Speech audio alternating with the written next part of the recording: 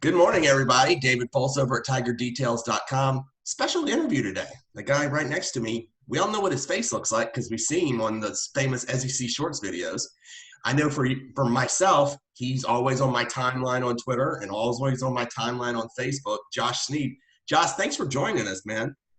Yeah, thanks for having me. I appreciate it. Yeah, you make a good point. Like people recognize my face, but we are branded as SEC Shorts, not like the Josh Snead football funny times. So when people recognize me in public, their face lights up, but then they realize they don't know my name until they've already started talking. So they're like, "Hey, guy from the stuff, you're the guy."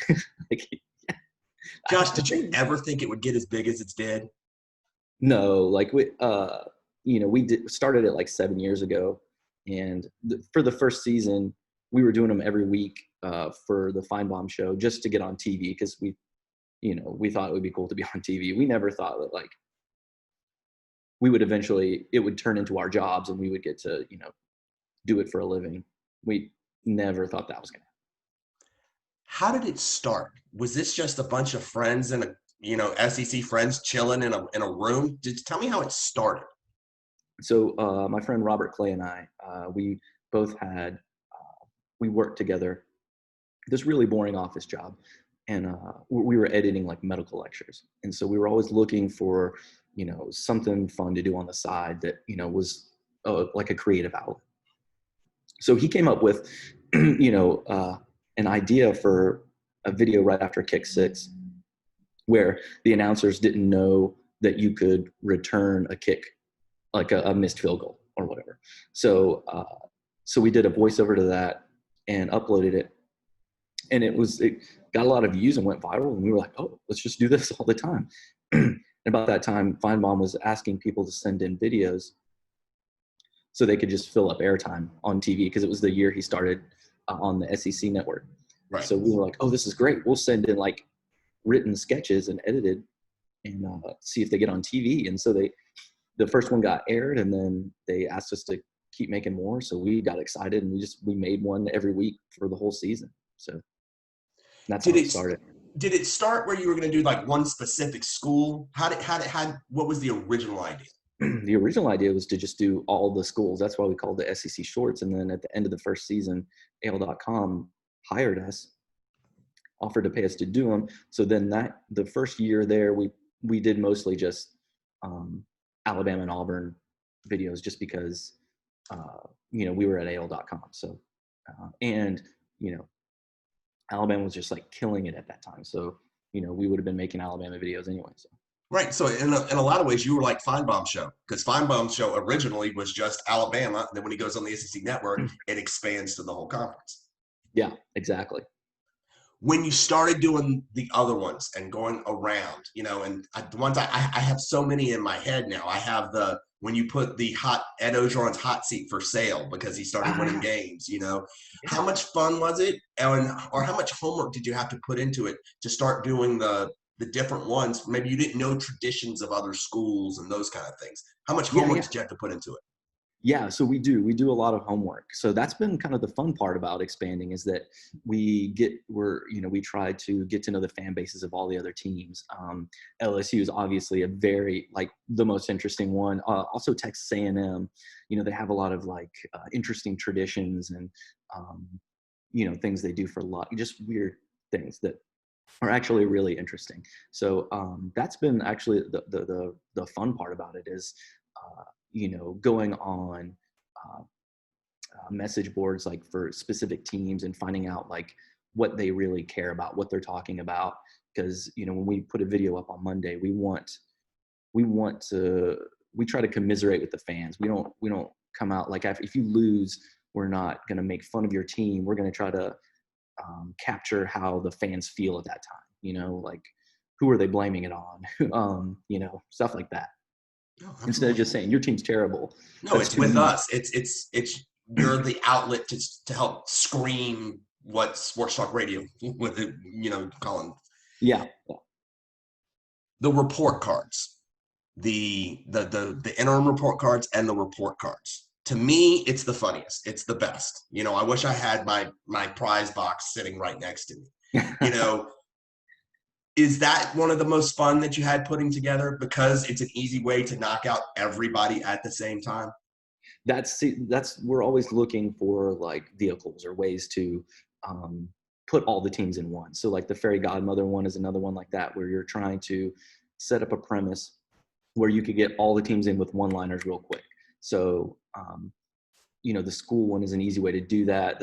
We've done like the fairy godmother, job interviews, dating, like speed dating, just things where you can put teams in a position where they're in and out really quick.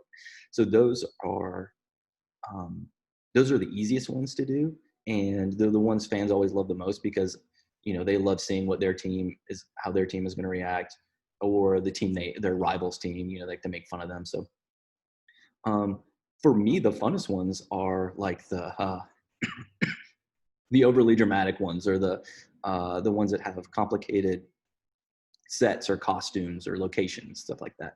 Those are always the funnest for me. We did a murder mystery one for ESPN a couple years ago, and that was really fun for me. I loved that one.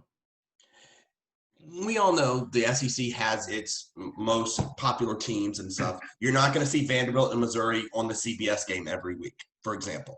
How much more fun did it make when the schedule came out and you did the whole, Vanderbilt, Missouri, and Arkansas get screwed, and maybe they get attention they were the main schools.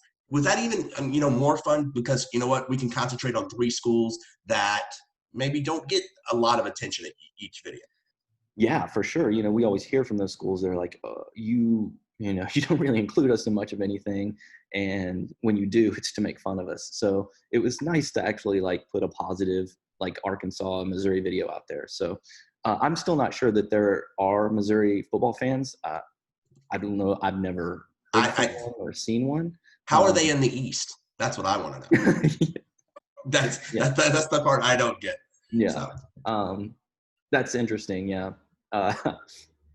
Yeah, none of that makes sense. But until I meet a Missouri football fan, I will assume that they do not exist. Gotcha. But I do feel like there are lots of Arkansas fans, and they're proud of their team just like everyone else is. So it was good to make a pro Arkansas video. All right, so let's go step one. How does the idea come about? You get a text, or y'all are just sitting around drinking a beer? How does an idea for a skit come about? There are two different ways. So we have a list, like just in the off season, and we're always trying to think of a premise that would work, and then we would put it on a list, and then just hope that during the season something comes up that would fit it. Like we had a boxing idea, like a Rocky parody on our list. Tennessee one. Yeah, for like a year, and we were just waiting for the right time to come up. And then with Tennessee's season, where they started off terrible and then they started to kind of rally as the season went, we were like, oh, that's perfect. So then it just happened to like click one week and we put it all together. But yeah, and so the other way would just be if something crazy happens in a game, and we're like, okay, this is insane. We have to do something for what it was an upset or whatever. Then we have to come up with something for that. And then so like all Saturday night and then Sunday morning, we're trying to come up with, something that we could pull off in a day. There are a lot of times you'll get a big idea and you're like, oh, that's too many people, too many locations. We can't do that. So the most recent one, when you break up with the Big Ten girl and you are with the ACC, and then the Big 12 guy is just standing there, and then the American Athletic. How quick did something like that come together? Or since COVID, you knew you kind of had something there? Yeah, so that one, I'm not sure. Robert came up with that one. I think he was looking for a way to, we did like a cast off video with from like a train ride a couple years ago where the SEC sends off Georgia and Alabama to the playoff. To the playoff, right? Yeah, and then all the other SEC teams are there, and you think they're all going to like rally behind them, but they're like, no, I still hate Georgia and I still hate Alabama, and so we wanted something kind of like that, where it's a cast off, but like overly dramatic. And we like to do like drama for comedy sometimes. A lot of times I think it's just for us because I don't know how much people like it, but I think that one just sort of like came together really quick for him. And, we wanted to find a way to incorporate all the conferences and stuff. Do you ever worry, oh my God, we're going to run out of ideas? Or like, what are we going to do this week? I just got nothing. Does that ever just like terrify you one week? Oh yeah, it terrifies me all the time. Because last year we were doing 2 a week. We would do one for our sponsor and we would do one for ESPN. And so, there are all these limitations to what you can even do anyway. It's not like it's limitless. It has to be something you can pull off production wise. And with ESPN, there are, guidelines, like we can't really make fun of coaches, players, teams. You can only really focus on the fan part of it. So there's limited things you can really do. So it's it's very nerve wracking. Like, a lot of people assume it's always just fun, but I guess when it's your job, it's you feel like a lot of pressure sometimes. But All right, wrapping up here with Joshua Snead from SEC Shorts. That's his actual name, people. He's not just that guy from the videos. Josh, if you had to narrow it down, I'm not going to say give me your favorite of all time. Give me a couple of your favorites of all time where you were like, that was awesome. yeah, uh, I really I like the Nicholas Sparks like romance trailer one we did a couple of years ago. I like the the Nick Saban Coke bottle one. I like the Nick Saban press conference one where we do it like like flight attendants come in and do like a presentation. I like that one. The Auburn Fanzatol one from this past year I liked. The Ole Miss goalpost one, which is like, it's probably like 4 or 5 years old now, but that was like my favorite for a long time. I really like that. See, for me, my favorite one was at the end of the report cards when the 2020 schedule girl comes in, and because it, Josh, that's the coolest part, man. Like like an Oregon fan is not gonna know A&M has been waiting forever for the 2020 schedule, and it's like you have a crush on your 2020 schedule, and like no words were needed, but the point was made. So that's why I guess it resonates with all SEC fans. I mean, that was in the end, that was the point of this whole thing, right? Yes. So that comes from doing all the research for the teams, is that you kind of know how excited they were to just start a new season. That's what we were thinking of. We were going to do something with just those 2 characters. I think last week or so, but all the schedule stuff came out. So, and the conferences bailing. So that was more of a story. But originally, that was kind of going to be the idea for the video last week. But yeah, that's the fun part of it, is that's what makes SEC fans so great, is that even if you're an LSU fan, you still know that Texas A&M fans are really looking forward to their schedule. You still know that Alabama fans hate when Georgia copies all their stuff. You hate, like, we all know all these things about each other, so it's makes it interesting.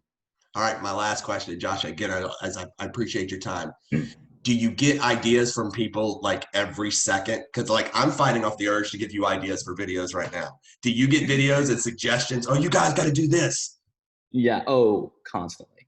And if I'm like out at a bar or something at night, the video pitches get worse and worse as the night goes. So it's at 10 o'clock. It's like, maybe it's just it'll be like something vague, like, I saw that there were team masks. You guys should do something about that. That's at like 10 o'clock.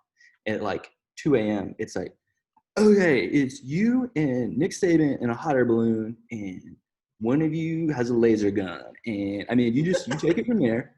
And I was like, wow, they're all mostly terrible, but every once in a while you get some good ones. So exactly. All right, Josh, tell everybody where they can see your stuff. So you can catch SEC Shorts on Facebook, YouTube, Instagram. We have a TikTok now, which is interesting. And also Saturday mornings on SEC Nation on SEC Network. Awesome. Josh, again, I appreciate your time.